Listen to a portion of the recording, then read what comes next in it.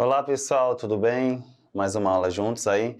Vamos te dar um conteúdo que você vai ver em todos os anos, talvez no ensino regular, que é sobre a representação de dados em gráficos. Você já tem até noção mais ou menos, a gente vai só explicitar cada um desses conteúdos, tá ok? Então, vamos começar aqui a nossa aula. Aí eu faço o seguinte, né? Fala o seguinte, pessoal, que nessa aula iremos dar continuidade à aula anterior, né?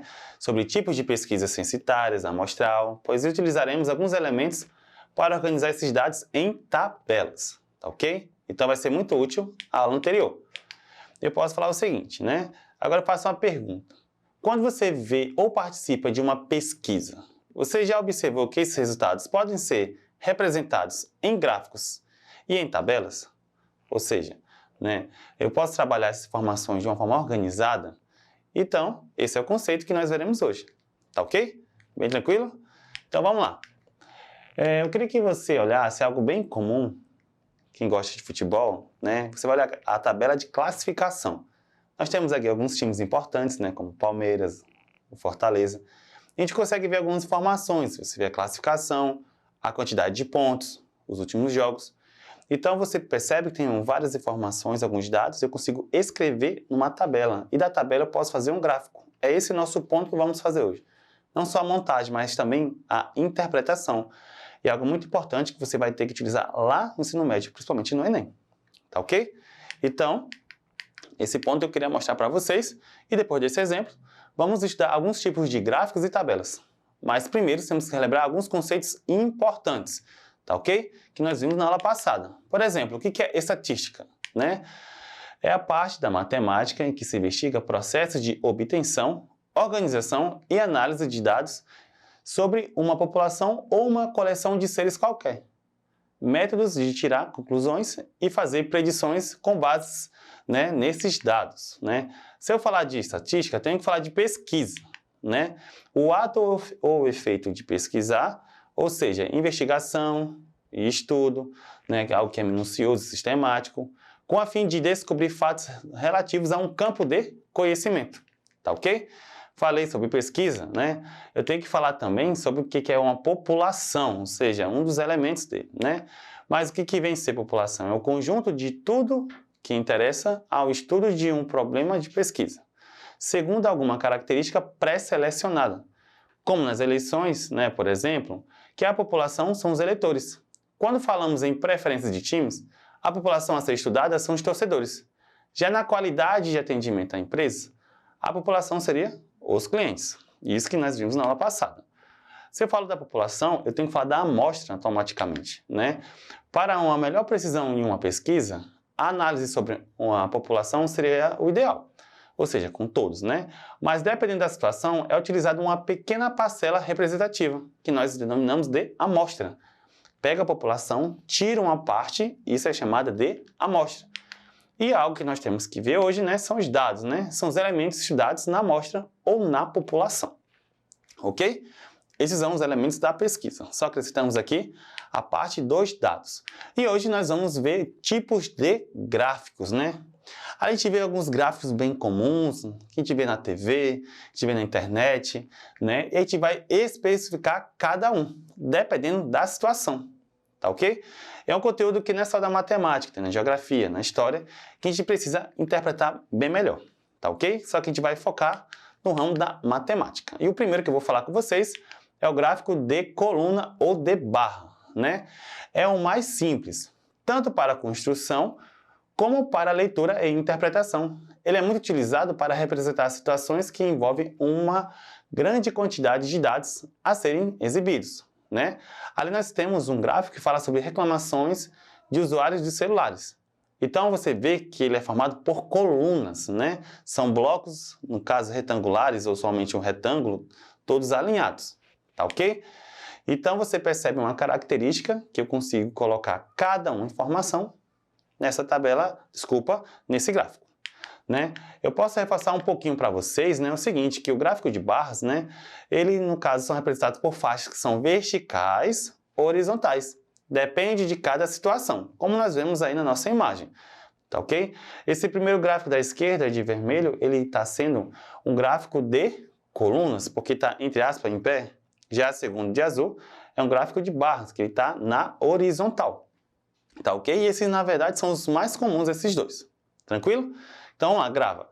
Gráfico de coluna ou de barra. Qual é o segundo que nós vamos trabalhar, professor? Gráfico de setores, né? Ou circular. Popularmente conhecido como gráfico de pizza, porque ele lembra uma fatia de uma pizza. Então, vamos lá. É mais adequado para representar a relação entre duas ou mais variáveis, né? Posso falar da frequência ou contagem da ocorrência. É importante destacar que neste tipo de gráfico, o círculo deve corresponder, pessoal, a 100%. Aí já trabalha duas coisas. Trabalha, no caso, a estatística e a geometria, porque eu tenho que representar isso com ângulos, né? E o gráfico de setores aí é sobre a preferência por modalidades esportivas, né? Você vê que a maioria ali é futebol, né? Depois vem a parte do vôlei, basquete, e a gente consegue representar isso através de um círculo onde cada parte tem uma porcentagem. Tá ok?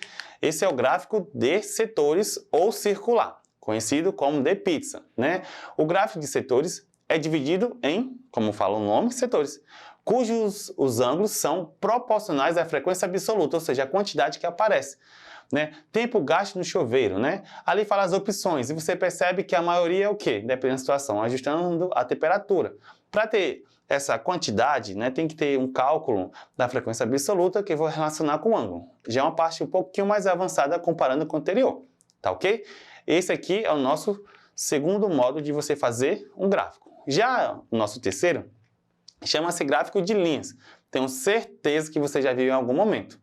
Gráfico de linhas ou de segmentos, né, é o tipo de gráfico mais adequado para representar tendências de aumento ou diminuição de dados num determinado período, né?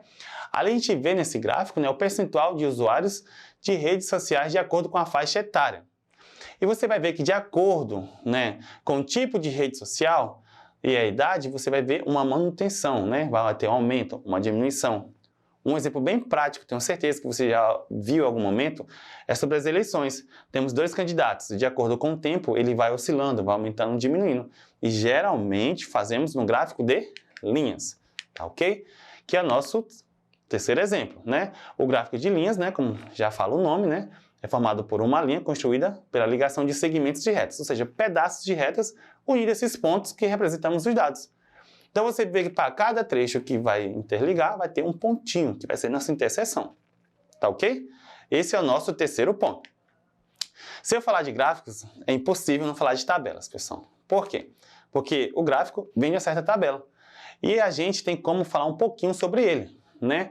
Aqui nós temos uma tabela sobre desempenho de matemática, né? E as tabelas nos ajudam a organizar nossos dados, de modo que facilite a leitura, para posteriormente representarmos nos gráficos onde um elemento é mais importante, onde um dos elementos, pessoal, que é mais importante é a frequência, ou seja, quantas vezes vai aparecer, né? O que é frequência, né? Frequência absoluta ou somente frequência, né, é o valor de número de vezes que uma determinada variável assume um valor, ou quantas vezes aparecem, de um grosso modo de falar. Tá ok? Se eu tenho uma frequência absoluta, né, eu não tenho como não falar da frequência relativa, que é a porcentagem, ou seja, né, a porcentagem relativa à frequência absoluta, né? Vou ter o quê? O quociente entre a frequência absoluta e o número total de observações. Quando você pega a frequência absoluta, eu consigo escrever na forma de porcentagem. Essa porcentagem nós chamamos de frequência relativa, tá ok? Se você olhar direitinho na tabela, nós temos a quantidade de estudantes. Ali é a frequência absoluta. Do lado temos a percentual. Essa parte percentual nós podemos chamar de frequência relativa, tá ok? E lembrando que quando eu somo todos, da frequência relativa é igual a 100%, que é o total, tá ok? Vou explicar um pouco melhor, tá ok? Com os exemplos a seguir. Olha, nós estamos falando de tabela, e a tabela padrão da aula de hoje é sobre desempenho de matemática, que é em relação a ruim, regular, bom, ótimo, né? E a gente consegue escrever ele em essa tabela em um certo gráfico. E aqui eu vou colocar o nosso primeiro exemplo, que é o gráfico de colunas, que no caso vertical, né? Então você vê que na frequência relativa, que é a percentual, está sendo representado aí no gráfico. Ruim, 15%. Regular, 25%. Bom, 35%. Ótimo, 25%. Ou seja, quando você soma todos eles, é igual a 100%. Então, veja que eu consigo fazer a ligação de uma tabela e depois representar com um gráfico. Por isso que um está relacionado com a outra. Se eu consigo fazer isso com um gráfico de colunas, que é na vertical, né, eu posso fazer também no gráfico de colunas. Só basta mudar, no caso, a direção. Então, é o mesmo trajeto, só que está na horizontal. Ótimo, regular, bom e ruim, cada um proporcionalmente. Basta fazer de uma forma organizada, tá ok? Porque uma está interligada com a outra. Se eu consigo escrever na forma de coluna e de barras, a gente também consegue fazer no gráfico de setores, só que é um pouco mais evoluído, né? A gente tem que fazer, no caso, o 360 graus proporcional a cada frequência relativa, ou seja, 15%, 25%, 35% e 25% do total, que é 360 graus. E quando eu consigo fazer, no caso, essa porcentagem, eu consigo representar no gráfico de setores, numa pizza. E visivelmente você consegue ver que o melhor desempenho ali é o bom, 35%. Já o segundo, professor, tem um empate, né? Entre, no caso, de ser regular, né? Ou de ser ótimo. E a parte menor é, no caso, a ruim. Então, eu vejo, no caso, os elementos na tabela e eu consigo reconstruir, no caso, no gráfico. Nesse aqui, gráfico de setores, tá ok? Consegui representar nos três principais, tá bom? E aqui a gente vai fechar com uma atividade de fixação. Porque é assim, pessoal. Nesse conteúdo, a gente requer a interpretação e a montagem. Vamos focar aqui mais na interpretação, né, onde você vai conseguir ver cada tipo de gráfico e relacionar com o que está pedindo uma certa tabela. Então, olha essa questão, né? Nós temos ali um gráfico falando sobre profissões para o futuro, que é um gráfico de barra, né? E, ou seja, na verdade, você pode chamar ele também de colunas, porque ele está na forma vertical. E eu quero relacionar a quantidade de alunos que querem ser jogadores de futebol, médico, dentista, advogado e ator. Então, o que vale a pena aqui para a gente hoje é a interpretação, que cai muito em algumas avaliações. Aí eu faço pergunta para vocês, olha na tabela, quantos jogadores de futebol eu tenho? Basta ver a legenda, jogadores de futebol está de vermelho, então nós vemos que o resultado ali, ó, é o número 2. Pessoal, na tabela, quantos querem ser médicos, né? Ali com a legenda, parte amarela, nós vemos que temos um aluno. E dentista, né? Bem visível que nós temos 3. E qual é a profissão que os alunos mais querem? De acordo com a nossa tabela, no caso é para ser advogado, com 6 alunos. E a parte de ator, que é o segundo, é no caso um valor de 4 alunos. Professor, a quantidade de alunos eu tenho aí. E qual é o total? Basta somarmos todos, nós temos aqui o resultado final, que é igual a 16. Essa tabela que nós estamos vendo agora é a frequência absoluta. Se a gente fosse transformar em porcentagem, seria, no caso, a frequência relativa. Tá ok? Então, pessoal, né, resumindo a nossa aula, a gente relembrando o que é uma pesquisa, o que é uma população, né, tira uma parte que é a amostra, tira alguns dados. Esses dados a gente consegue colocar ele em uma certa tabela e, dependendo da tabela, eu coloco em alguns tipos de gráficos. Pode ser de setor, de barra, de setores ou de linha.